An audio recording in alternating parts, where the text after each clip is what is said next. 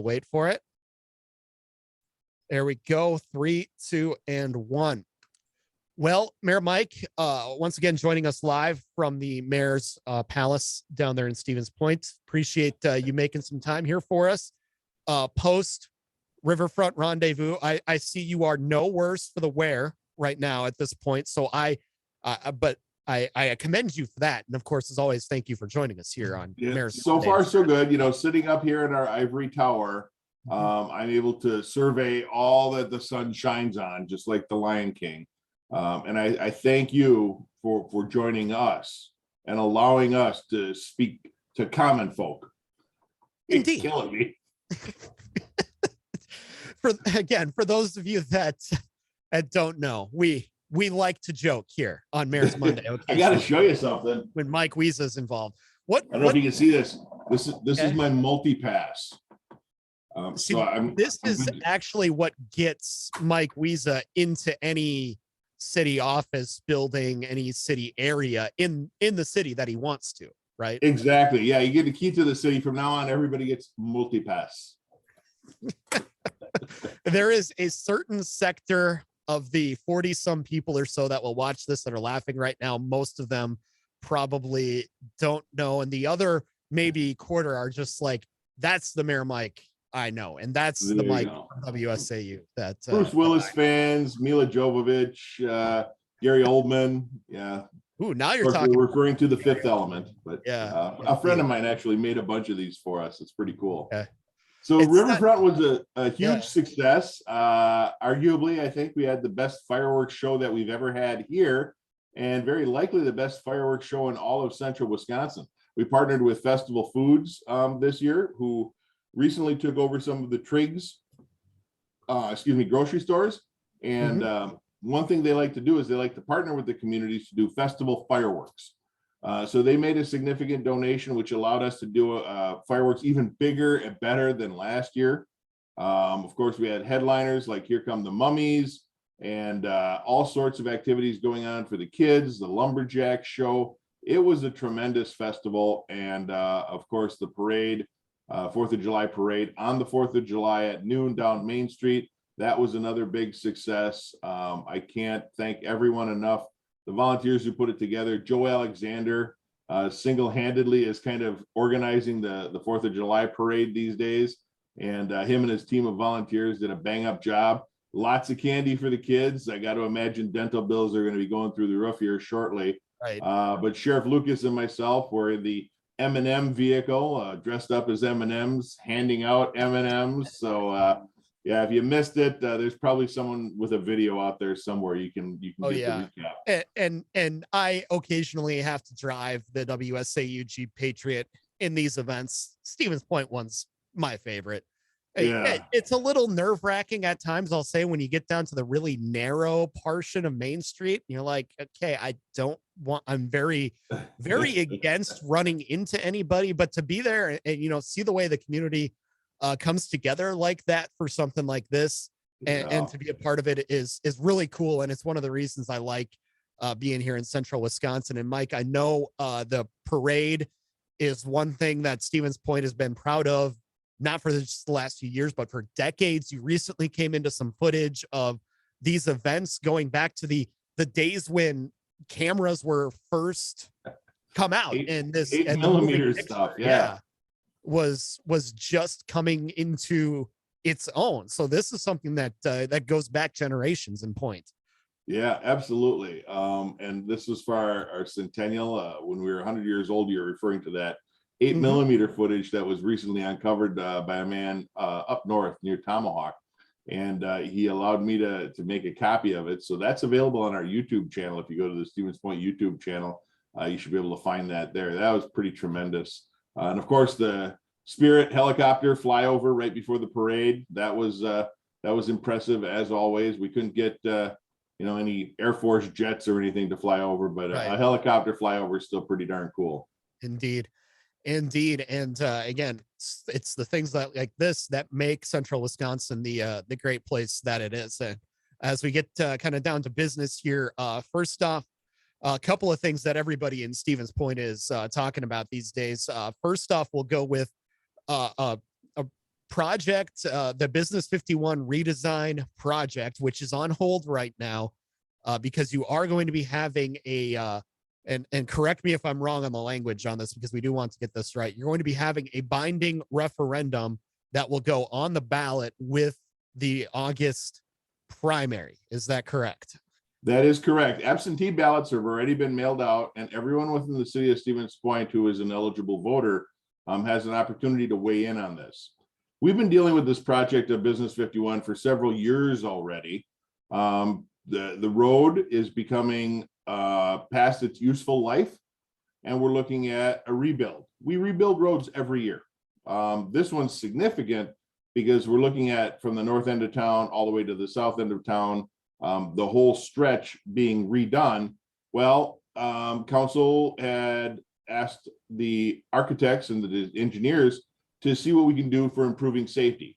That makes a lot of sense, right? If you're going to rebuild a road, you want to make sure that you incorporate all of the possible safety measures and efficiencies that are reasonable, because you're going to be dealing with that road for the next 50 years or so.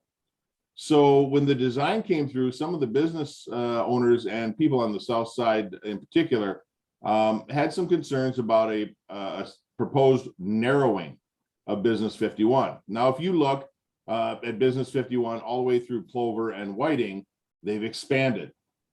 The issue there is that the Department of Transportation designed and paid for those roads.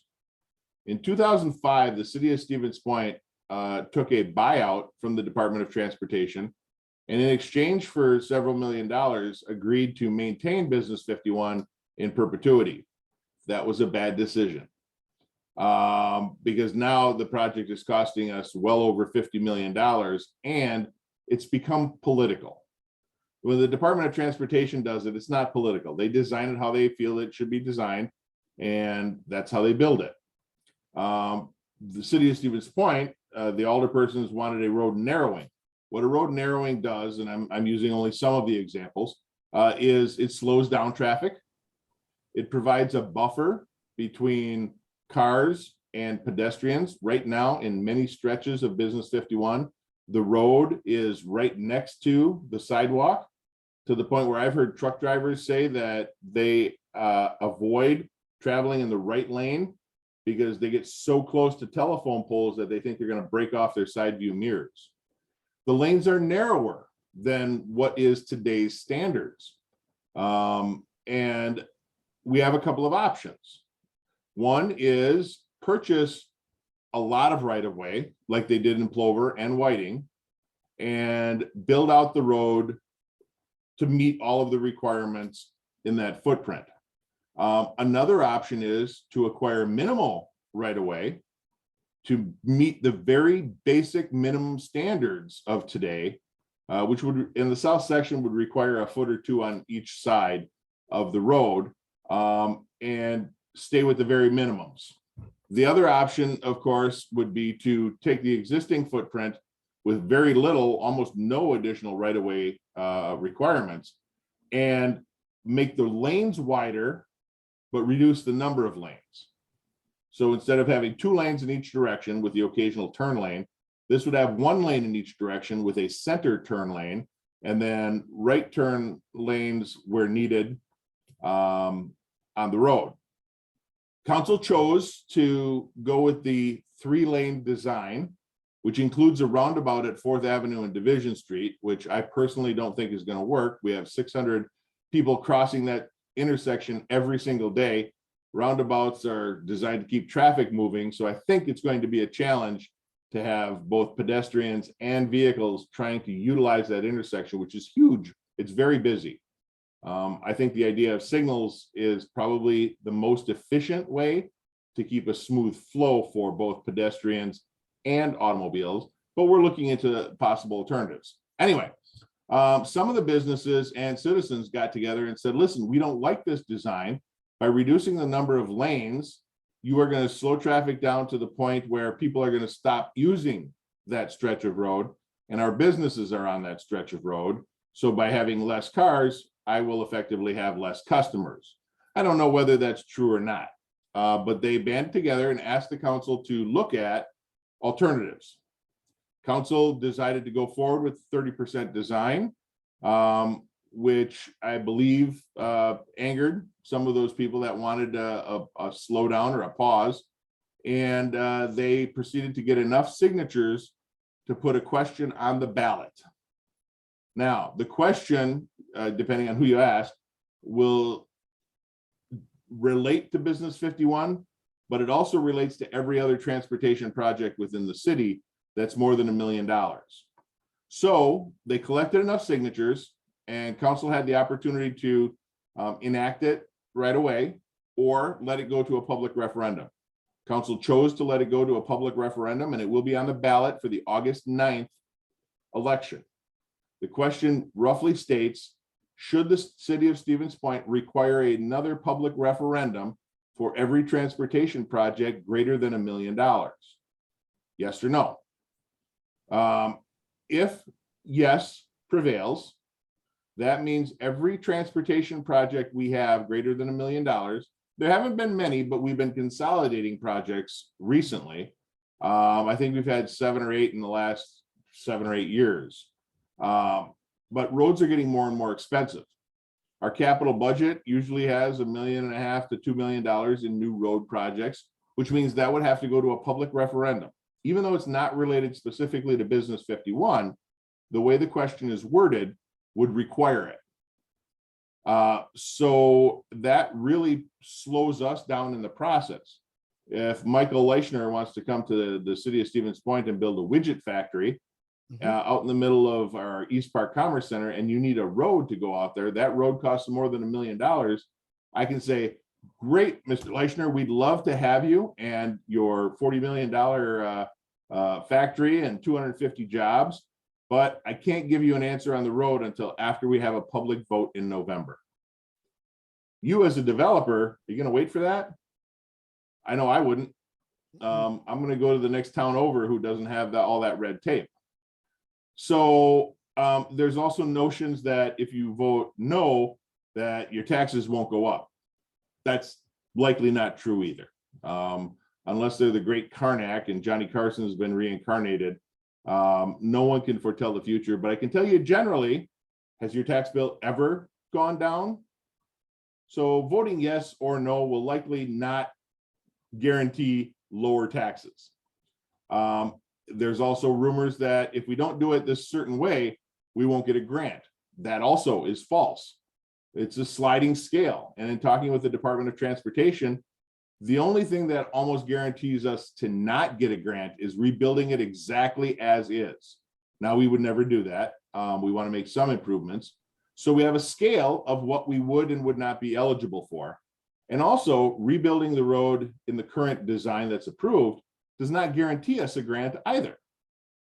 We had this problem when we did a TAP grant for the bicycle lanes. We were going to be responsible for 20%, and that 20% was roughly $80,000. When the bill came in, the bids, they were $322,000 higher than anticipated. Taxpayers are on the hook for that. We had to borrow. So there's a lot of misconceptions floating around. I don't personally care whether you vote yes or no. I know how I'm voting. And if someone asks me, I will be happy to tell them how I'm voting on it. But I want you to be voting for it for the right reason. Whatever you're going to vote, I want you to do it for the right reason, not because you saw something on Facebook or your cousin's brother's neighbor's Instagram account. Do it for the right reason. And because of that, we're going to be putting together a city video that just does a frequently asked questions kind of answer with me and the director of public works. Yeah, and I think that's something that's really important for the residents because it's really easy for these rumors to get started. And this is something that, as you mentioned and kind of outlined in the first part of your response there, this is something that is going to have wide-ranging impacts for the city if it is passed. So that, I would say, is all the more reasons for residents to make sure that they are informed and can make the best decision for them when they do go to the polls, no matter which way they're voting. Exactly. And this is something that's going to affect generations to come. It's not something that we're going to be able to say, whoopsie, we did it wrong, so let's just undo it next weekend. You can't. That's not going to be practical or possible. So whatever decision we make on whatever configuration we make needs to be something that we're going to be able to live with as a community for the next 50 years. It's a huge decision, and I don't envy anybody who's trying to make their own decision, because I've been on the inside, and there are things that are complicated that I don't fully understand yet either. But we're going to try and get as many questions as we can answered, so you have actual information, not a Facebook page or a website that one side or the other drew up, because I can tell you there is misconceptions, misinformation, exaggeration, and outright lies on most of the sites that I've seen. So be diligent, do your research, don't listen to rumors, and don't trust someone just because they said it's true. That doesn't mean it's going to be. Indeed. And if somebody does have one of these questions that maybe you haven't thought of yet to include on something like this, how do they get a hold of you at City Hall? So you can contact our Public Works Director, and that information is available at stevenspoint.com. You can contact through my office or through the clerk's office, and we can get that information to you. If you get it in time for the video, which we're going to be shooting this week, we can include it. Otherwise, we may have to do a supplemental video, which seems very logical since we're coming up faster than I think we want to anticipate, rather, for that August 9th primary. Indeed. And again, this is something that we encourage everybody in Stevens Point to make sure you educate yourself on, and make sure, most importantly, you go to the polls and vote on August 8th to have your voice heard. Or 9th. Yes. 9th. I'm the news director. I should know when the election is, right? You can go to the polls August 8th. It's just nobody's going to be there. That is true. That is true. It'd be better to be early than late on these. And again, we'll be looking forward to how this goes. And I suppose by the next time we chat, it'll be just about there. We'll be just we should know August 10th, and we'll see where we go from there. Either way, something's got to be done with the road. So voting no or yes, the problem still exists. So we need to come together as a community and find some common ground. Yes, indeed. And again, we'll be looking forward to checking in on how this goes next month. And another thing that everybody in Stevens Point and in the Park Ridge, the village of Park Ridge as well, has been talking about is Stevens Point's fire district. I guess as we're airing this, has essentially grown in size, because you're now offering fire protection for the village of Park Ridge. So I guess give us an idea then of how this has come together and how your bravest are handling it there in Stevens Point. Sure. So the village of Park Ridge president contacted me a while back, letting me know that their fire chief had turned in a resignation, with his last day being June 30th, last week. Several other people on their volunteer fire department went on to other departments as well, leaving them effectively on July 1st without adequate number of firefighters to protect the village of Park Ridge. So they asked us, and it's my understanding other municipalities, for proposals on providing some temporary fire protection service, so the village can figure out what they want to do, if they want to rebuild their existing fire department or essentially contract with someone to provide that service. We worked very diligently in a very short time frame with the village president, Park Ridge Fire Chief, Stevens Point Fire Chief, our city attorney, and so on, to come up with an agreement for 6 months. So starting last Thursday, July 1st, going through December 31st, the City of Stevens Point Fire Department will be providing fire protection service, and all of the related services to the village of Park Ridge. And there's a fee that was about $47,000 and some change for the remaining 6 months of 2022. That gives the village enough time to make a decision on where they want to go from here. And we ask in our contract that you let us know by November 1st if you want to continue pursuing Stevens Point providing that service, or if you want to do something different. So we're providing that protection, which is actually pretty good for the village of Park Ridge, because I got to believe our response times are going to be a little bit quicker, because we have our buildings staffed 24/7. Most of Park Ridge was volunteer, and that's great that people are willing to step up and do that. But you might be home sleeping when the alarm goes off. Get up, get dressed, drive over to the station, grab your gear and apparatus, and head over to the fire. We should be able to provide quicker service, and most importantly, because we have an ISO rating 2 steps higher than what the Village of Park Ridge currently has, you're going to get better service, at least temporarily. Should this become long-term, though, I would encourage anyone who lives in the Village of Park Ridge to contact your homeowner insurance agent and see if you get a discount for having that higher ISO rating, being that service is provided by the city of Stevens Point. Yeah. One thing we don't do is provide garbage. And I forgot to tell you, our garbage trucks. Have you heard about our little program? We're calling it Unwasted Space. Yes. So this week we're going to be choosing the designs for our garbage trucks. We're going to be putting custom local artists' work on the side of our garbage and recycling trucks. It's a big white cab of a box. It's just there. It's just there. It's like a billboard waiting for someone to do something cool with it. So that's exactly what we're going to do. Yeah, I believe the program title was No Wasted Space, correct? Unwasted Space. Unwasted. Okay. So yeah, it's waste in quotes because it's waste and recycling, but that's kind of cool. Yeah. So give us an idea. What kind of submissions have you gotten?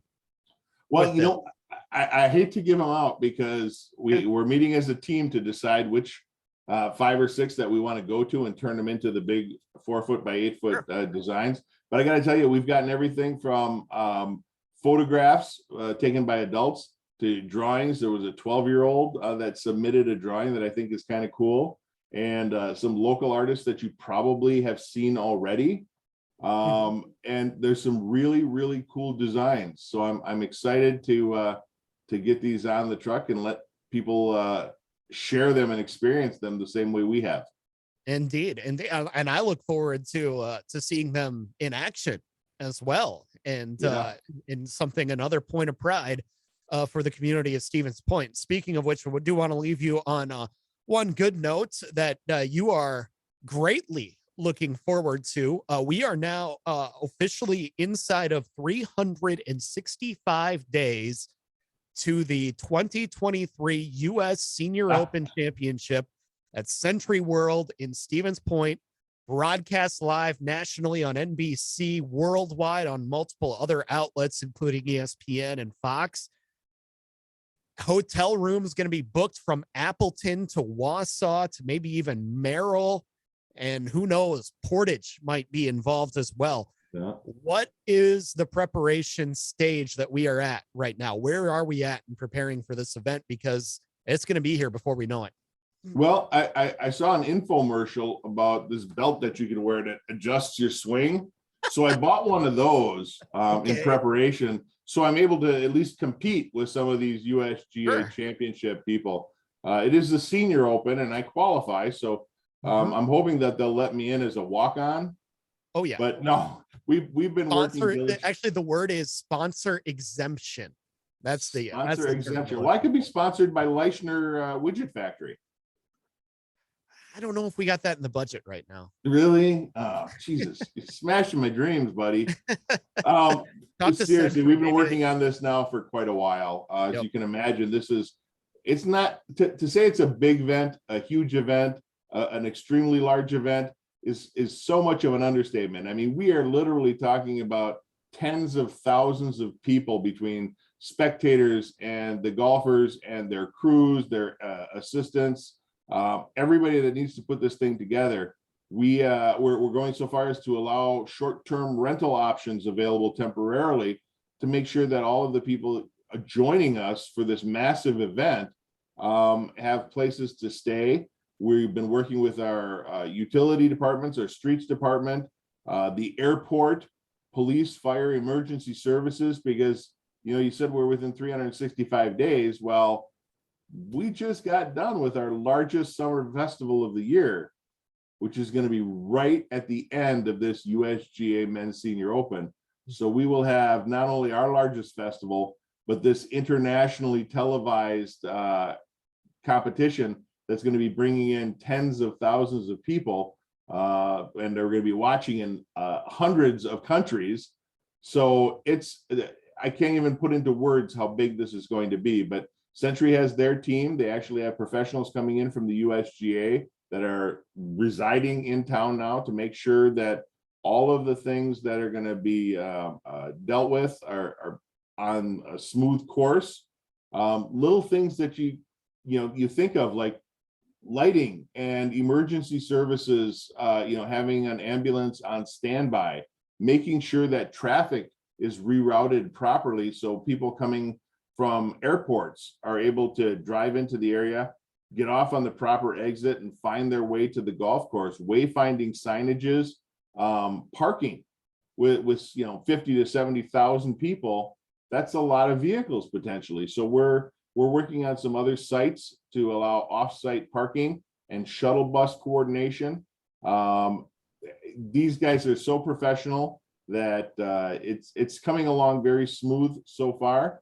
And I anticipate that we are going to be pulling off the best USGA Men's Senior Open that the world has ever seen. That's what I expect from this community. Is that a guarantee? I would be remiss if I made it a guarantee. However, I know the people here. If you remember when we had the Junior Girls Golf Championship, 2 days before the tournament, we had a massive storm that took out trees on the golf course. The community showed up with pickup trucks and chainsaws, and by the time the tournament actually happened, you would be hard pressed to know that a storm even hit. The leaves were picked up off the golf course. So I am very confident that our community, if needed, will pull together in whatever way possible. Excuse me. And I think I mentioned this at one of our earlier talks.